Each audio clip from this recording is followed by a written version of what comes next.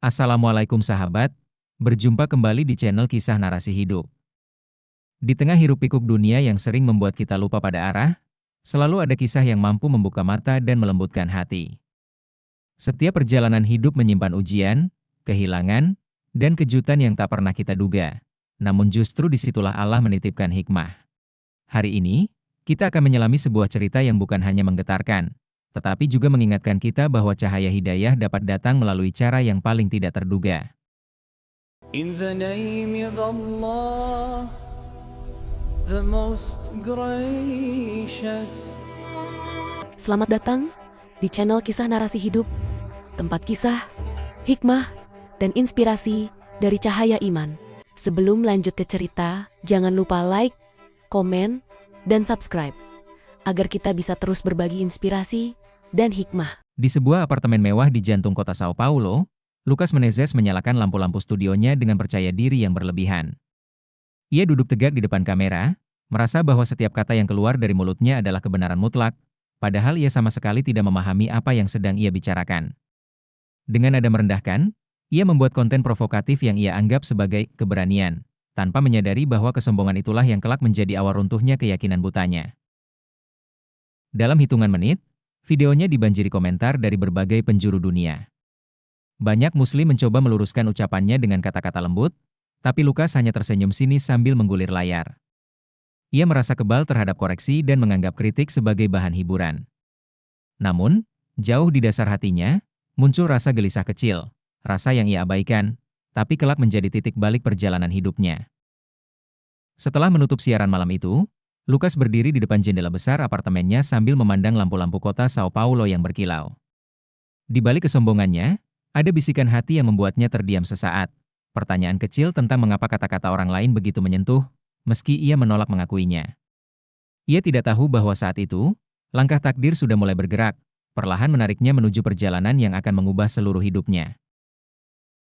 Keesokan paginya, Lucas terbangun dengan deringan email yang masuk ke ponselnya. Dengan malas ia membuka pesan itu, namun matanya langsung membesar ketika membaca isi undangan resmi dari sebuah lembaga internasional bernama Global Cultural Exchange Forum.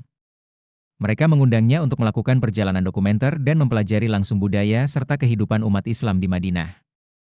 Lucas mengernyit. Baginya, undangan ini tampak seperti lelucon yang aneh. Lucas berdiri dari tempat tidurnya, berjalan mondar-mandir di kamar sambil memikirkan tawaran itu. Di satu sisi, ia meremehkan ajakan tersebut. Namun di sisi lain, rasa penasaran dan ego sebagai pembuat konten membuatnya sulit menolak kesempatan besar ini. Ia membayangkan jutaan penonton yang mungkin akan tertarik pada vlog petualangan internasionalnya. Ia tidak menyadari bahwa niatnya yang penuh kesombongan itu justru akan menjadi jembatan menuju hidayah. Setelah beberapa jam mempertimbangkan, Lucas akhirnya membalas email itu dengan satu kata singkat, accepted. Ia tidak tahu bahwa dengan menekan tombol itu, ia sedang membuka pintu menuju perjalanan spiritual paling penting dalam hidupnya. Dan jauh di tempat lain, di kota suci Madinah, seorang ulama bernama Syekh Idris sedang mempersiapkan diri untuk menyambut tamu yang kelak akan berubah menjadi saudara seiman. Lucas duduk di kursi pesawat menuju Madinah dengan wajah lelah namun tetap menyimpan kesombongan dalam sorot matanya. Ia melihat banyak penumpang muslim di sekitarnya. Sebagian membaca doa sebelum terbang, sebagian lagi tersenyum ramah. Namun Lucas justru merasa asing dan tidak nyaman, seolah dirinya berada di dunia yang sama sekali berbeda. Ketika pesawat mulai stabil, seorang pria tua berwajah lembut duduk di samping Lucas, lalu menawarinya air minum sambil tersenyum. Lucas menolak dengan dingin, namun pria itu tetap tenang dan tidak tersinggung sedikit pun. Sikap ini membuat Lucas heran, ia terbiasa melihat orang marah ketika diperlakukan seperti itu. Tapi pria tua itu justru membalasnya dengan keteduhan, seolah ada cahaya kesabaran yang memancar darinya. Setibanya di Madinah, Lucas turun dari pesawat dengan rasa penasaran yang masih bercampur dengan keangkuhan. Udara hangat dan aroma tanah yang berbeda menyambut langkah pertamanya di Tanah Suci. Di pintu kedatangan, ia melihat seorang pria berwajah teduh mengenakan jubah putih, Syekh Idris, yang tengah menunggunya sambil membawa papan nama bertuliskan Lucas Menezes. Syekh Idris menyambutnya dengan senyum hangat, lalu menyalami Lucas dengan lembut. "Selamat datang di Madinah," ucapnya. Lukas membalas sambutan itu dengan wajah dingin, merasa tidak nyaman dengan keramahan yang terlalu tulus. Namun ada sesuatu dalam suara Syekh Idris, ketenangan yang sulit dijelaskan, yang membuat Lukas tidak mampu mengalihkan pandangannya. Dalam perjalanan menuju penginapan, Syekh Idris menjelaskan rencana kegiatan mereka, mengunjungi Masjid Nabawi, melihat kehidupan masyarakat Madinah, dan berdialog tentang pemahaman yang Lukas salah mengerti selama ini. Lukas mendengarkan setengah hati, tetapi ada rasa hormat aneh yang mulai tumbuh di dalam dirinya, rasa yang belum pernah ia berikan kepada siapapun sebelumnya. Saat sore tiba, Syekh Idris mengajak Lukas berjalan menuju halaman Masjid Nabawi. Langit Madinah berwarna jingga keemasan, sementara ratusan jamaah mulai memenuhi pelataran masjid. Lukas melangkah dengan sikap skeptis, tetapi matanya tak bisa mengabaikan keindahan arsitektur yang berdiri megah di hadapannya. Tiba-tiba, suara adzan menggema dari menara. Getaran suara itu masuk ke dalam dada Lukas, seolah menggetarkan bagian dirinya yang paling dalam. Ia tidak mengerti arti kalimat yang diucapkan muazin, namun ketenangannya menusuk sampai ke relung hati. Untuk pertama kalinya sejak tiba, Lukas tidak berkata apa-apa. Ia melihat jamaah berhenti dari aktivitas mereka, menunduk dalam ketenangan yang serempak. Bahkan angin Madinah terasa berbeda saat itu, lebih lembut, lebih damai. Lukas merasakan sesuatu yang tidak ia pahami, seolah ada pintu kecil dalam hatinya yang terbuka, membiarkan cahaya baru masuk pelan-pelan. Pagi berikutnya, Lukas menyaksikan pemandangan yang membuatnya heran. Di depan hotel, beberapa jamaah membantu seorang pria tua yang hampir jatuh saat membawa barang. Mereka tidak saling mengenal, namun kehangatan itu mengalir begitu alami. Lukas memperhatikan dari kejauhan, merasakan sesuatu yang mulai mengusik hatinya, ketulusan yang hampir tidak pernah ia temui dalam kehidupannya yang penuh kompetisi di Brasil. Saat sarapan, salah satu pegawai restoran menawari Lukas makanan sambil tersenyum, lalu mengucapkan salam dengan penuh hormat. Lukas mengangguk kikuk, tak mengerti mengapa orang-orang di sini tampak begitu lembut meski ia sendiri tidak menunjukkan rasa hormat yang sama. Ia mulai merasakan perbedaan. Di sini, orang tidak menilai dari ketenaran atau jumlah pengikut, tetapi dari adab dan akhlak. Syekh Idris yang duduk di hadapannya berkata, "Akhlak adalah cermin hati, Lukas. Jika hati bersih, akhlaknya indah." Kalimat itu sederhana, namun meninggalkan jejak dalam pikirannya. Lukas menatap Syekh Idris tanpa mampu membantah. Ada sesuatu dari kelembutan sang ulama yang membuat kesombongannya perlahan retak. Dalam perjalanan menuju sebuah pusat kajian di Madinah, Lukas akhirnya memberanikan diri menanyakan hal yang sejak lama ia salah pahami. "Kenapa kalian menyembah bangunan itu?" "Ka'bah," katanya ragu-ragu. Pertanyaan itu membuatnya gugup. Tetapi Syekh Idris hanya tersenyum, seolah pertanyaan itu sangat wajar dan mudah dijawab. Syekh Idris menjelaskan dengan lembut, "Kami tidak menyembah Ka'bah, Lukas. Ka'bah adalah kiblat, arah yang menyatukan kami dalam sholat. Yang kami sembah hanyalah Allah, Tuhan seluruh alam." Lukas terdiam. Penjelasan itu sangat berbeda dari apa yang selama ini ia yakini. Ia merasa seperti seseorang yang selama ini melihat dari jendela yang berdebu, lalu baru sekarang dibersihkan. "Coba bayangkan," lanjut Syekh Idris, "jika semua orang berdoa ke arah yang berbeda, umat ini tidak akan bersatu. Ka'bah menjadi simbol persatuan, bukan objek sembahan." Kata-kata itu menghantam kesombongan Lukas dengan lembut namun sangat dalam. Untuk pertama kalinya, ia menyadari betapa sempit dan dangkalnya pemahamannya selama ini. Malam itu, Lukas duduk sendirian di balkon penginapan, memandangi langit Madinah yang bertabur bintang. Ada rasa aneh yang berputar dalam dadanya, campuran malu, bingung, dan takut.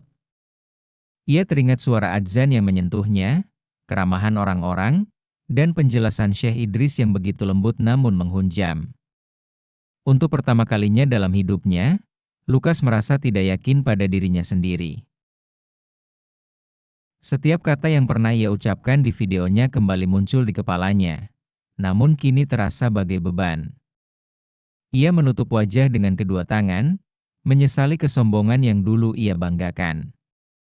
"Mengapa aku begitu bodoh?" bisiknya pelan.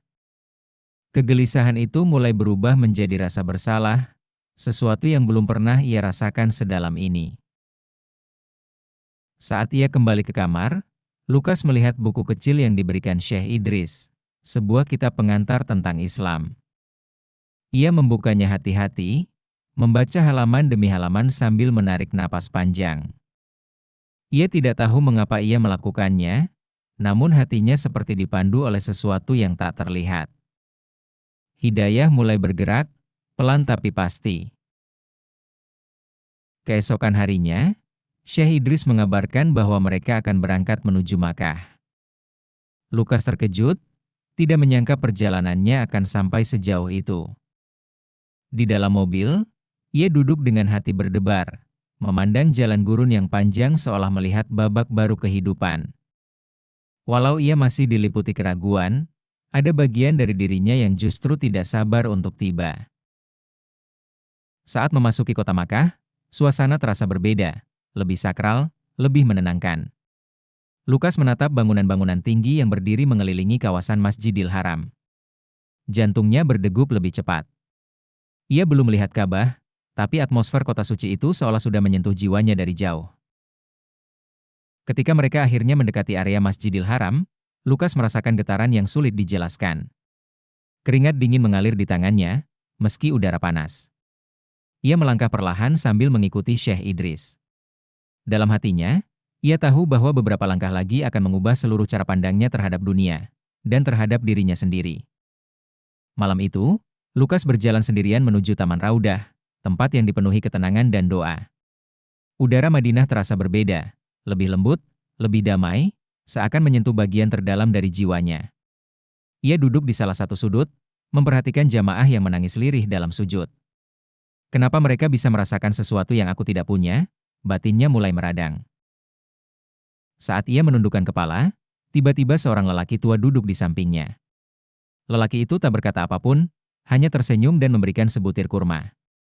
"Hadiah dari Rasulullah untuk siapa yang datang dengan hati yang mencari," ucapnya lembut. Lukas merinding, bukan karena kalimat itu, tapi karena cara lelaki itu mengucapkannya, seolah mengetahui apa yang tersembunyi dalam hatinya. Lukas mencicipi kurma itu, dan entah mengapa, perasaannya seolah disentuh sesuatu yang tak mampu ia jelaskan. Dadanya terasa penuh, matanya panas, dan untuk pertama kalinya, ia merasakan syukur tanpa alasan. Malam itu, di raudah yang penuh berkah, pintu hatinya mulai terbuka sedikit demi sedikit. Keesokan paginya, Lukas bangun dengan perasaan yang aneh. Hatinya terasa lebih ringan namun penuh kebingungan. Ia mendatangi Syekh Idris dengan wajah yang sama sekali berbeda dari sebelumnya. Tidak sombong, tidak marah, hanya bingung dan haus penjelasan. "Syekh, apa yang membuat orang-orang itu menangis ketika mereka berdoa? Apa yang mereka rasakan?" tanyanya dengan suara bergetar. Syekh Idris tersenyum lembut. "Mereka menangis karena mereka mengenal Rabb mereka. Tangis itu bukan sedih, tapi rindu. Ketika hati menemukan tempat pulang, air mata akan turun sendiri," jawabnya. Lukas terdiam, kata-kata itu menusuk jauh ke dalam dirinya. Untuk pertama kalinya, ia merasa apa yang dikejarnya selama ini hanyalah kehampaan. "Syekh, apakah mungkin seseorang yang pernah menghina agama ini bisa dimaafkan oleh Allah?" Lukas bertanya, kali ini dengan air mata yang tak mampu ia tahan. Syekh Idris memegang bahunya. "Lukas, rahmat Allah lebih luas dari dosamu. Jika engkau datang kepadanya dengan hati yang jujur, Allah akan menyambutmu dengan cinta." Kalimat itu membuat Lukas menunduk dan menangis, dan itu adalah awal dari hidayah yang sebenarnya. Pagi itu, Lukas mengikuti Syekh Idris menuju sebuah halakah kecil di dalam Masjid Nabawi. Para jamaah duduk melingkar, memegang mushaf, dan menatap guru mereka dengan penuh hormat. Lukas duduk di tepi lingkaran, merasa canggung, tetapi ia merasakan sesuatu yang belum pernah ia alami sebelumnya, ketenangan yang meresap perlahan. Ketika Syekh Idris mulai menjelaskan tentang tauhid, Lukas merasa setiap kata seolah menjawab kebingungan hidupnya. Penjelasan bahwa Allah Maha Esa, tidak beranak dan tidak diperanakan, membuatnya memahami kesalahan besar yang dulu ia lontarkan tentang menyembah batu. Ia mendengar dengan wajah menegang, seakan hatinya sedang dibersihkan dari kesalahpahaman demi kesalahpahaman. Saat halakah selesai, Lukas memandang Ka'bah dari kejauhan. Mereka tidak menyembah batu. Mereka menghadap ke satu arah sebagai simbol persatuan, gumamnya lirih. Ia merasa malu, namun juga bersyukur karena Allah memudahkannya memahami kebenaran. Hari itu, Lukas berjanji dalam hatinya untuk mencari lebih banyak ilmu, sedikit demi sedikit. Malam harinya, Lukas duduk sendirian di atap penginapan yang menghadap ke Masjid Nabawi. Lampu-lampu kota Madinah berkelip lembut, sementara suara azan Isya menggema memenuhi udara. Ia menutup mata, merasakan getaran suara itu menembus dadanya. Untuk pertama kalinya, ia merasakan ketenangan yang membuatnya ingin menangis. Dalam kesunyian itu, Lukas mulai bicara pada dirinya sendiri. "Kenapa aku merasa dekat?" bisiknya. Dulu, hatinya kosong meski ia punya jutaan penonton. Kini, hanya dengan duduk memandang masjid, hatinya terasa penuh. Ia sadar bahwa kedamaian ini bukan ilusi. Ini adalah sesuatu yang nyata, sesuatu yang ia cari selama ini tanpa menyadarinya. Saat menunduk, ia merasakan air matanya jatuh tanpa ia tahan. "Ya Allah, jika Engkau benar ada, tunjukkan jalan MU," bisiknya dengan suara yang hampir tak terdengar. Ia terkejut mendengar dirinya menyebut nama Allah untuk pertama kalinya. Namun saat itu juga, dadanya terasa lega, seolah doa itu sudah lama menunggu untuk keluar. Saat mentari Madinah perlahan naik, Lukas berjalan menuju halaman Masjid Nabawi. Cahaya pagi memantul lembut di marmer putih, memberikan suasana yang menenangkan. Ia melihat para jamaah yang membaca Quran dengan wajah tenteram, membuatnya bertanya-tanya apa rahasia kedamaian yang mereka miliki. Tak lama kemudian, Syekh Idris menghampirinya. "Lukas, kedamaian tidak datang karena tempatnya, tapi karena Tuhannya," ucap sang Syekh dengan senyum tenang. Lukas terdiam. Ia merasakan kalimat itu seperti membuka pintu baru dalam pikirannya. Apakah selama ini ia mencari kedamaian di tempat yang salah? Ketika mereka berjalan, Syekh Idris mulai membacakan beberapa ayat tentang hidayah. Lukas tak mengerti seluruh artinya, tetapi suara bacaan itu menyentuh bagian terdalam hatinya. Ia mulai merasa bahwa ayat-ayat itu seakan berbicara langsung padanya. Sore itu, Lukas berjalan sendirian di area luar masjid. Angin sejuk berhembus, dan ia melihat seorang anak kecil yang membacakan doa dengan khusyuk, meski usianya masih sangat muda. Lukas terpaku.